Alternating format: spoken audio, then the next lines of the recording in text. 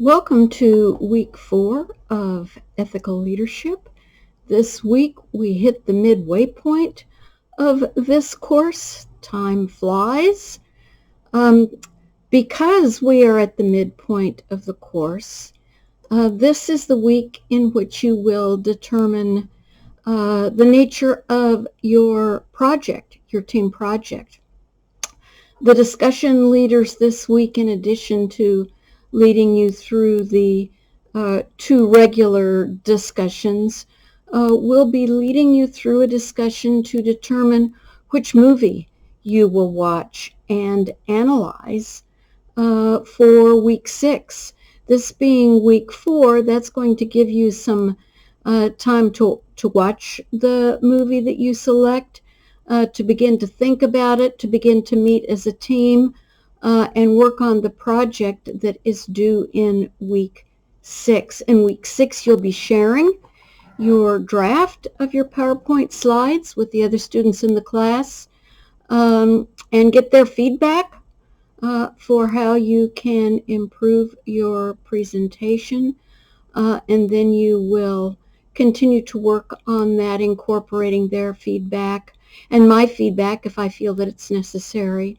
And then you'll turn it in to me for your team grade. But this is the week to talk together about the movie that you'd like to watch for the purpose of analyzing an ethical leader. The other parts of this week have to do with servant leadership. So far we've examined transformational leadership and authentic leadership as ethical leadership theories. This week we're going to be doing the same with servant leadership. We're going to explore that by also looking at the anti-CEO movement. We're going to be taking a look at Hamdi Ulukaya, the founder of Chobani Yogurt, as a possible example in the corporate world of a servant leader. I'm introducing to you also this week the thought of meekness as a competency of servant leadership, to explore what that word meekness means. It's used in the Sermon on the Mount. Blessed are the meek. If meekness meant weakness of character, I don't think it would have been recommended in the Sermon on the Mount, although we often tend to compare meekness with weakness. Try to examine meekness as a competency of the servant leader that means something entirely different from weakness. Finally, I'm introducing to you this week one additional moral philosophy or ethical perspective. I did not introduce this one in week 2 because I couldn't find an appropriate video for it. But Johnson talks about altruism in your text as one of the historical moral philosophies. And I'm introducing it this week because I think it is more in alignment with the servant leader than some of the other moral philosophies. You may disagree with me, and that's fine.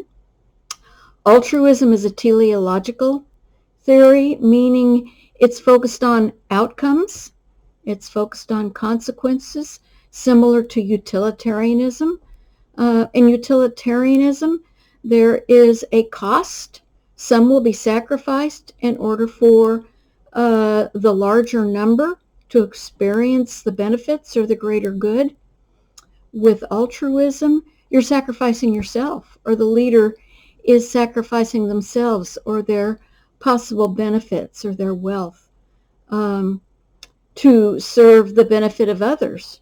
So it's a little bit different. It's similar to utilitarianism, but the leader or the person making the decision is the one that is sacrificing themselves for the benefit of others. The PAJ this week is on CEO compensation, and there's yes and no arguments on whether performance actually justifies what CEOs are paid. You'll get to voice in on that. Look at that from the perspective of those writing in the SB&M custom text, and then also determine the historical moral philosophy or ethical perspective that both aligns with each of those views.